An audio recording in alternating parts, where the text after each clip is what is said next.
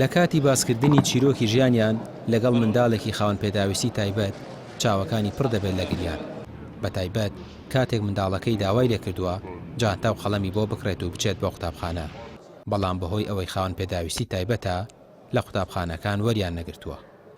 باوکی ئەم منداڵە بە چاوێکی پڕ لە فرمێسک و دڵێکی شکاوەوە گلەیی لە حکومەت و کۆمەڵگا دەکات. ئەمە چیرۆکی یەکێکە لەو منداڵانەی لە نەحەی پیرەمەگرون لە ڕۆژئاوای سلێمانی کە خاوەن پێداویستی تایبەتن و لەلایەن حکومەتەوە لە سەرەتاییترین مافەکانیان بێبەشکراون. هەتا ئێستاکانە هیچ لایەنێک هیچ حکومەتیانی هیچ ئیش و کارێکی بۆ ئەم مناڵانە نەکردو. ئێمە داواکەین سەنتەرێک مەکتەبێک زۆرجار ئێسامە لە ماڵەوە کتێب و قەڵەم و هەموو شتێکی هەیە حەزەکە بچێتە مەکتەب بەس لەبەر مەکتەبەکە لە بەردەمی ماڵی خۆشمانە مامۆساکان هەڵێن گوایەمە ئەگەر بێتە پۆلەکەەوە دەرسەکە لاوانی ترتێکەدا ئەمە ئەرکێکی زۆر قورسیانە هەرکەکەیان ئێجگار قورسیانی ئەو کەس و کاری ئەو مناڵانە تا نەچیتە ناو ماڵەکانیانەوە نازانی چێ ئەرکێک و برکیکیان زەلامەیە منەی ناسم وەڵڵا کارتۆنی کۆکاتەوە باوکەکە.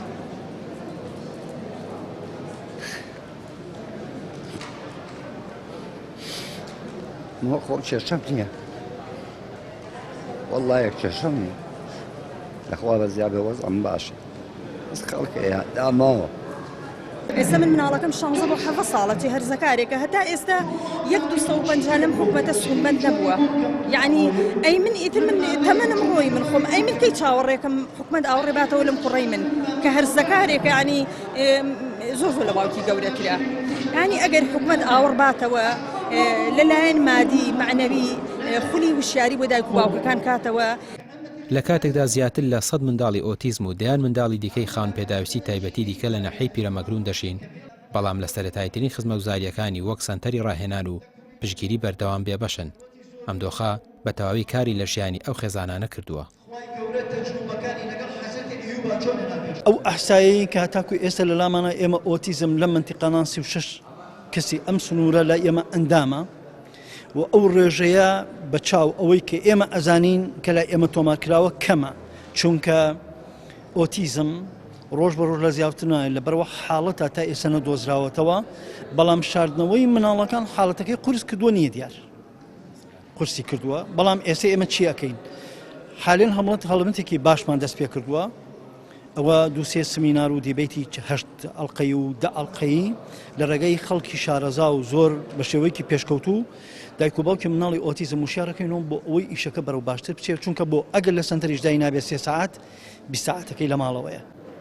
ئازارەکانی دایکان و باوکان لێرە قوڵن و سنووردار نین.